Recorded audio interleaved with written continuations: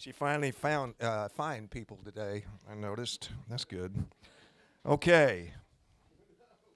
It's my pleasure. I'm taking Christy's spot today. She got hung up in an airport somewhere coming back from D.C., so she won't be in till later. So I'm trying to introduce our guest today, Jesse Martin. He came to OSU in 2006, right? Yeah. Jesse? So Yeah. it's been a few years. He is Senior Associate AD of External Affairs, which Jesse's done worn a lot of different hats over the years, and he still does right now. So he's also the administrative rep for Cowgirls softball. He's actually on the NCAA selection committee for softball now. So we've got Chad Weiberg was on the NCAA selection committee for basketball. He didn't have to worry about our basketball team. Jesse might have to worry about our team, but anyway. So he says his family is tired of him watching softball all the time on TV at home, and so he says, "Well, go in another room. I got to work." He's a native of Madison, Kansas.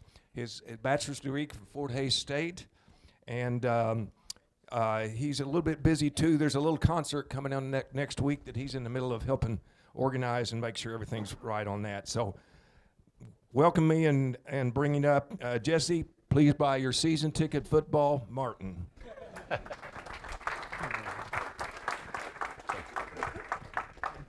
Hey, thanks everybody.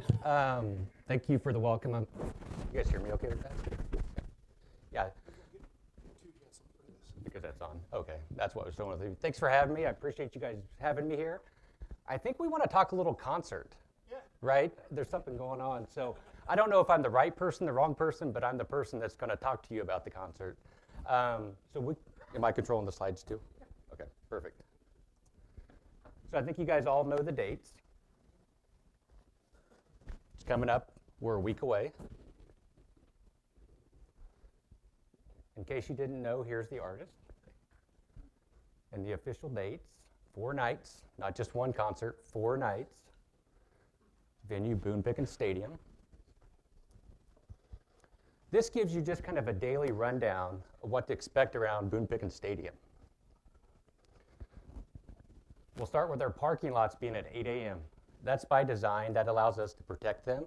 Because if you know that our parking lots aren't like a major NFL stadium, right? There's usually just one entrance in and one entrance out. So that allows us to staff them and keep them protected. And you can see on down through there, the midway opens up at noon. So is anybody familiar with the Hall of Fame block party that we have north of Boone Pickens Stadium? So we shut down Hall of Fame with the help of the city, right? And so we'll be doing that for all 4 days. There'll be a concert there, some fanfare, kind of a midway like you see at a county fair out there. So that'll start at noon and run through 7 p.m. Gates will open at 4 o'clock or 3:30 because we do have 2 different concert times. I don't know why I'm nervous, guys. I'm shaking. I don't know why. Like I'm on the radio all morning. I'm on TV and stuff like that, and I'm not nervous. But I'm nervous in front of you guys for some reason. I don't know why. I could talk through this stuff in my sleep. So you can see the different show times there. We'll get into some of the stuff that really affects you guys. Campus parking lot closures. So we're actually having class Thursday and Friday. Think about that. And having a concert of 43,000 people.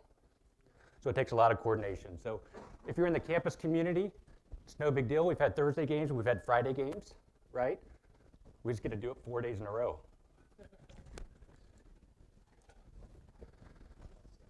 This really shows you the parking lots that OSU Athletics will be occupying for the concert. If it looks familiar, it should. Right? It's the same lots we occupy for football games.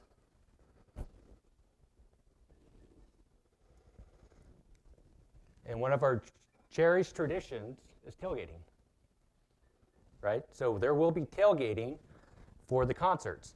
Now, for those who in this room tailgates quite a bit, or has, Scott, it's changing, right? I know where your spot is. You have a spot that you love and protect. If you notice, everything's north of the Sherman Smith for the most part. So that's a little different from our normal Saturday fall in Stillwater, America. Anybody have any questions on that? Because I know that's a big one. near and dear to our fans, right? So it is change, and some of that's because campus is not closing. Yeah, Scott? So, are you saying that if you have posse parking for an athletic event, you have access to park here, or is that parking separate? That parking is completely separate. So we did sell. So traditionally for our parking for OSU game days, we don't sell parking, right? It's a benefit of being a donor. And there's a formula based on how many season tickets you have, and that gets you X number of parking passes. For the concert, it is sold lot specific. So it's a little different than what we're accustomed to as fans, right? And the biggest thing I want to stress to everybody is this is different from a football game. While it's the same venue and there's similarities, it is different. To access any of these maps, you can go to okstate.com/concert.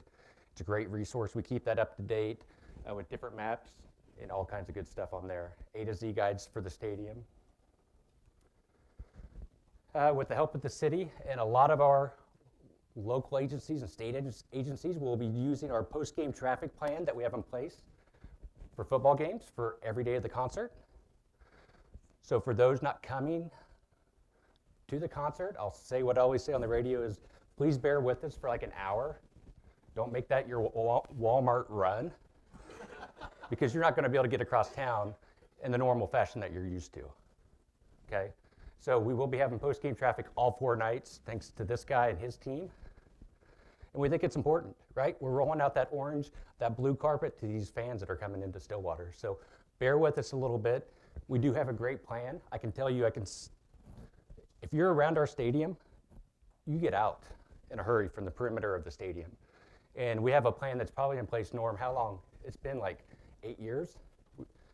We worked on it at the ground level like 8, maybe 10 years ago. So we've tweaked it and we feel like it's really refined and gets people moved around. Stillwater in a very efficient fashion. This is just something that we communicate out to guests that haven't come. I stole this from Branson. You know how they have the green, yellow routes to get around town? It's really where I got the inspiration for it. We've been using this. It just shows you routes that maybe you don't think of, right? The ease, the tension on some of our smaller roads.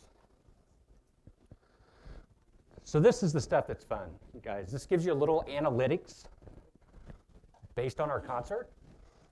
So the first one is everybody coming for all 4 nights? Well, the data says no, right? The caveat to my data up there, because everybody has caveats to their data, the data that we're looking at on the next couple of slides is based on primary purchasers. Those are people that originally bought the ticket. If Scott Petty bought tickets and he sold them to the neighbor, we don't have that data, right? So it's the primary person that purchased the ticket.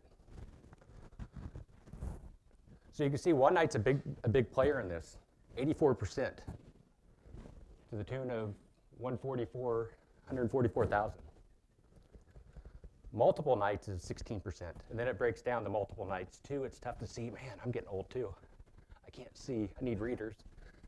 17,000, is that right? For 2 nights, they're going at least 20. I can read the black ones, and the gray one, that light one was tough. 3 nights, only 1,700 people. And then you jump up to almost 9,000 for somebody that's going 4 nights. So really, you're in for 1 or 2, or you're both feet in and going to all 4 concerts. We'll just look at this Thursday, what this Thursday has. I have this slide for every one of them, but the data is very similar. So what I wanted to show in this data set was proximity. How close do you live to Stillwater?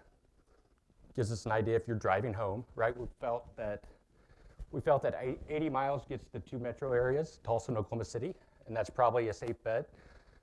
At least on a football game day, we know those individuals go back. They don't stay here in Stillwater. So you can look at the 38% for Thursday's night concert is within 80 miles of Stillwater. 62% is not. The next category that I have up there is connection. So what I wanted to get with that is just people that are familiar with their day-to-day game day operations. So we looked at season ticket holders for the last 3 years. If you were a season ticket holder, it didn't matter if it was 1 year, but anybody that was a season ticket holder for the last 3 years. It was kind of staggering. I thought it would be more season ticket holders. 20% are season ticket holders. So that means we're going to have a lot of visitors in town that don't come in and week out. And the last one is collegiate. We didn't know who, we had an idea, but we didn't know who this concert would be attractive to. More people like me, late 40s, grew up with that music. It's not very appealing to our student population. 6% is the high point, right? I can use my daughter as an example. She's a junior here at OSU, and she's going to work a parking lot for me. She wants to make money versus go to the concert. I don't know who these people are, Dad. I kind of know turnpike troubadours, but I don't care to go watch them. I was like, okay. So it doesn't hit as hard as what we thought it would be with that crowd. Yes, sir. I know the tickets sold out immediately. Yep. But they sold out immediately, but now then, I see on SeatGeek, lots of tickets are becoming available. Is that a secure place if you wanted to buy tickets right now that you're not getting a scam? Yep. So the question was, is SeatGeek a safe secondary ticket option? And I would say yes. They're an official partner of OSU Athletics. If you go to our football game day, that's where we ask people to go purchase, because we can guarantee if Scott is selling his tickets to the neighbor, he comes up there and has a problem, we have an account built for him, and we can service him just like it's Scott. So that is the place to go. I think if you look out there, there's some tickets on the secondary market on SeatGeek, and I think it's one of those things where Brady and I both wanted to go. We have a group of 8. Hey, I'm going to try to get on because we all heard about the walking man, right? The queue line that kind of became an icon, I guess, or urban legend or something. It was the walk of terror for me because we were only going to do one concert, right? Maybe 2. And you can tell that by our strategy. We went on sale in October. We really thought that was going to give us enough of a runway. Come first of the year, we could really put some more marketing behind it and get the thing sold out. Little do we know, 2 concerts, and then 3, 4. It's like, whoa, what's going on here? My ticket staff, which is housed just right up here, I thought they were going to drop me off in the middle of nowhere because of what was going on. But it was a very unique opportunity. It was lightning in the bottle, right? If you really look at it from that standpoint, I don't know if there's very many artists. There's probably one other one that could do that in this town. You could probably do a lot more. But we didn't think we'd have that with this, but it caught lightning in the bottle. So I think what happened, back to the secondary ticket market, is Brady bought some, I bought some because we were both waiting in line in the queue. And we're like, hey, maybe we want to go twice. And then it's like, man, I don't want to go twice. So I think there's some extra tickets out on the secondary market now, just because you guys probably all have those same stories within your friend groups and things like that. So I have no doubt that we'll have a full house every time. So one thing we should talk about when we talk about a full house, does anybody know how many we hold in Boone Pickens Stadium for a football game? It's down to about 55, right? So since we've done the receipt, which, well, let's not talk about that. There's no Q&As on that. That'll get me ran out of this room. But we did, everybody knows we've done construction there. We've done receipts and stuff like that. Our capacity is just a shy under 55 now. For a concert, our capacity is 43,000. To put it in perspective, the stage will be set up in the east end zone. You'll be playing to the west end zone, right? So there's some seats, I'm using this, like if this is the stage, there's some of these seats over here that are not in the concert. It's not a full round like some concerts. So we'll have 43,000. That's how we get to that number. If anybody was questioning me on why is it only 43 versus like 50.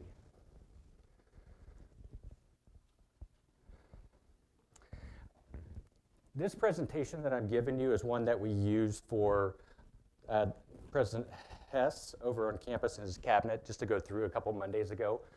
I won't go down in details, but the reason I left this in here is just to let you guys know, like, there's a lot of different agencies, a lot of different groups that are working together, no different than a regular football game, for the safety of our fans, right? That's first and foremost, to be able to hold a safe environment for fans to come out and have a little bit of fun.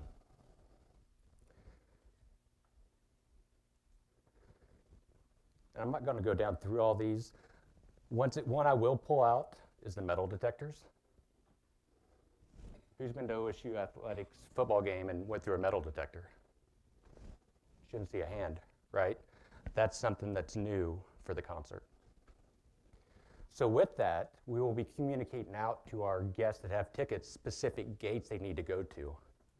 Because there'll be access points to go to certain areas.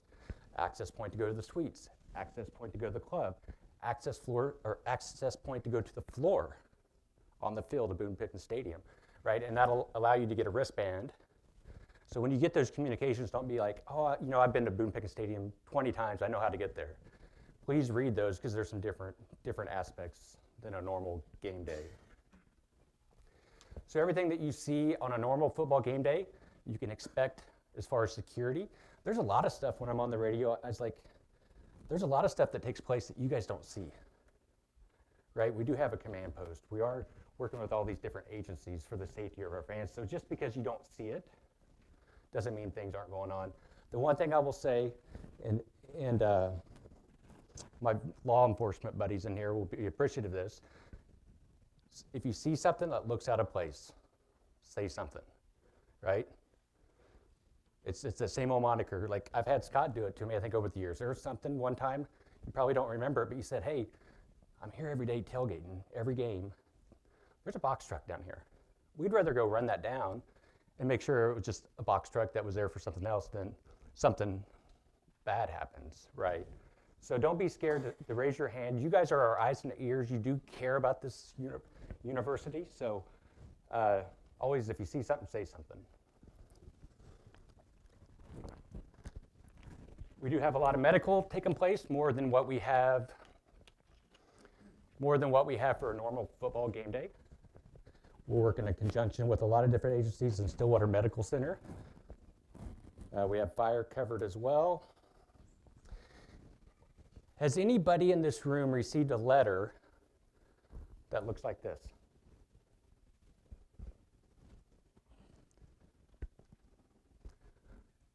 Somebody in your organization should have received this letter. This is one that went out in conjunction with Rob Hill, Don Dodson, Christy Morrison, and my name as well. And really this went out to 400 individuals in the community, different businesses, geared a lot at the hospitality and service industry, but it goes out to them just reminding them what kind of event that we have going on, right? It's big time. We know how to do a football game as a community. We know how to do back-to-back football games.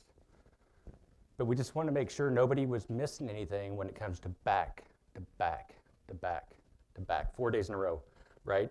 So even basic stuff like gas, ice, that you, just regular stuff that, hey, we go to whatever gas station you go to. Yeah. So really that's what we wanted to get that message out. The second one goes out, what to say, 28th of March? Yep. So if you're a business owner, ask around. That should be, hopefully it's not in your junk pile. It went out regular mail to all these different places. There's a QR code on there as well. You can access that link by going to okstate.com/concert. That will be our main communication point between OSU Athletics and the city of Stillwater with the concert. So that's how we'll communicate. That's what we've been pushing out to all of our guests and visitors that are coming. We have some base communications planned, and then some in the event, like you got to plan like there might be weather as well. So that'll be a communication point to all individuals that sign up for that.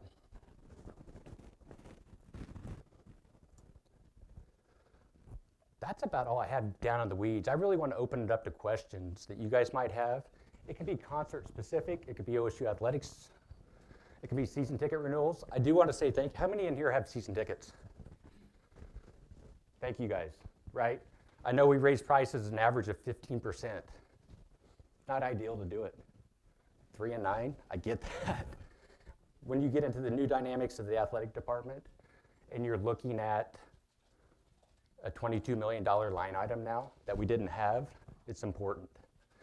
And as the renewal numbers came in, I said this on the radio this morning, we are ahead of 2023. Well, does anybody remember what 2023 was? It's the last bedlam. If you're telling me our pace today is better than the last Bedlam. We know what Bedlam does to our fans, what kind of market driver that is for season tickets.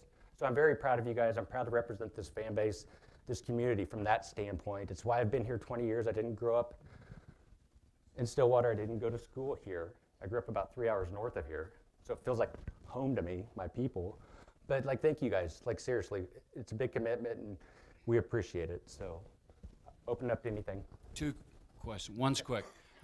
Projected beer sales on Saturday night.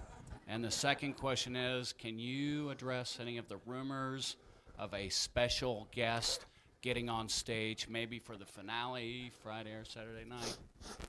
I know that we will have, the first one, a special guest. I know there's going to be, honestly, if you take a step back, I've listened across Canadian Ragweed. I've listened to quite a few of this Red Dirt. I live in Stillwater, right? It hits my generation. I didn't realize, I guess I was ignorant to how much of an impact Red Dirt music had on the whole industry, music industry. And shame on me for living here and not realizing that. With that being said, the rumors are it's a star-studded event from the talent side. So why I can't confirm or deny who's on stage, because I don't think we know, right? I think it comes down to relationships and who knows who goes where, right? I heard a rumor the other day, there's a concert going on in Oklahoma City, like at the same time. Does anybody know who that is? Kid Rock. Kid Rock. And he's a big Red Dirt music fan. So I wouldn't be surprised. He gets done with the show. I don't know if it's Friday or Sunday. Doubt Kid Rock's playing on Sunday. Probably a Saturday. I wouldn't be surprised if he's up here type thing. But like, those are things like, I've heard the same rumors. I have not seen anything confirmed or denied, but nothing would surprise me with the reach that they have. The second one on beer sales. About 10 years ago, I was speaking to a class. This is before we sold beer in Boot Pickett Stadium. And I was asked if they thought we would. I said, yeah, I think we will eventually, just because when you come to an athletic event, it's no different than going to a movie theater or a concert. If you're old enough to partake, it's just part of that entertainment aspect. Little did I know, one of the distributors' daughter was in there, and I got called into Coach Holder's office before I even got back. Like, what are you talking about beer sales? Nowadays, beer sales are pretty common there, right? We sell more Ultra, and there's a joke in here for some of you. We sell more Ultra than we do water. I know some of you think Michelob Ultra is water. That's the joke. But we do sell more Michelob Ultra. Like, our fans choose that as a hydration device. I reckon that will hold true for this event as well. I've heard some crazy numbers. I've heard 100,000. Now, the one thing you have to remember about this concert, gates open at 5 or 5:30. Or not, gates don't open. The concert starts. It's like a 6-hour concert. It's like a festival setting. We're not just gonna go watch Garth Brooks sing one set, right? It's a festival setting with all those different artists that you see up there. So it's a long event as well. So I think there'll be a lot of refreshments served. Yeah. I got a question right here. Yeah. I know the answer to this, but I work at the OSU Foundation on Development, so I get asked this a lot from people, so I'm sure this room is curious. Can you talk a little bit about the profit and the proceeds of the concert and how this is all going to happen? Yeah, so there's a component of it that it's NIL fundraisers, how it started, right? When you take all revenue streams of the concert, and one of those that's non-traditional is the parking. You know, you talked about that. So parking that's being sold goes into the pot. Expenses are paid, and then contract is paid appropriately based on what the contract is. So the revenue that OSU Athletics receives off of that will go towards our NIL efforts for this year. So like it or not, guys, I'm not one that's been NIL. Like, I think you should be able to profit, and this is what Coach Gundy always say. In my opinion, I think that makes it safe, right? In my opinion, I think you should only profit off of your name, image, and likeness. And if you think about it at a very simple form, a guy that just passed away, George Foreman, he sold a lot of grills because he was Big George, and he put chicken on there and it made him Little George, right? And he sold that because his name was George Foreman. That's true NIL, right? That's name, image, and likeness. Some of the stuff that's out there now with some of the collectives and stuff like that, I'm not a fan of. just call it what it is, right? And I think that's that new generation that we're getting in. Long story short, revenue will go towards folks with a purpose and pay our student athletes. Yes, sir.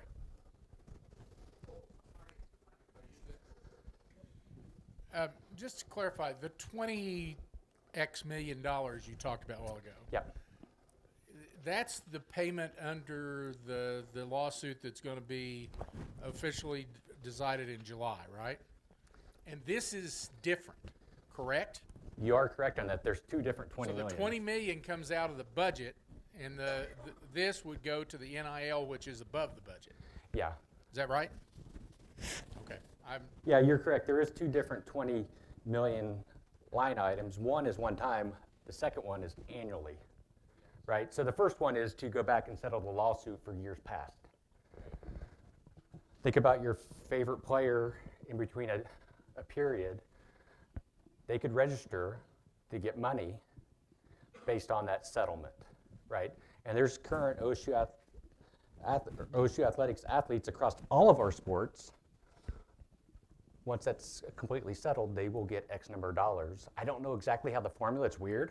I've seen different ones, particularly in my sports softball. There's some that I'm like, I don't know why they're giving you this much and this one's not, because I looked at the stat line. I know you're very nice, but I don't know the exact formula that they're using to divide that up. But that is roughly 20 million there. And then there's roughly 22 million that will be annually added to our budget. And then the NIL is above that. Yeah, so what NIL will get into, there'll be a clearinghouse, and it'll be true name, image, and likeness, kind of like what I referenced with George Foreman and stuff like that. So if you are a local business owner, there'll be a governing or compliance piece that makes sure it's market value, and they'll kind of compare, like the city manager and myself, our market value is not very big. But if you're the starting quarterback throwing a lot of touchdowns in the Heisman run, you're going to have more market value. So they're supposed to be making that fair. For us here at Oklahoma State, we need it to be fair, right? We know we're not going to be the big fish in the big pond. We know where we are, and we know what we can do to compete, right? And we're very successful here. When you look at it, 50-plus national championships, that's like, I used to say third, that's like fifth. We need to win a couple more. But that's like fifth in the NCAA, right here in Stillwater. So we know our place. We have a little blue-collar attitude, which represents our fan base well. That's who we are, right? And we think if the rules can stay fair and there's government things, we'll be okay across all of our sports. Yes, sir. Will all of these acts be performing all 4 nights?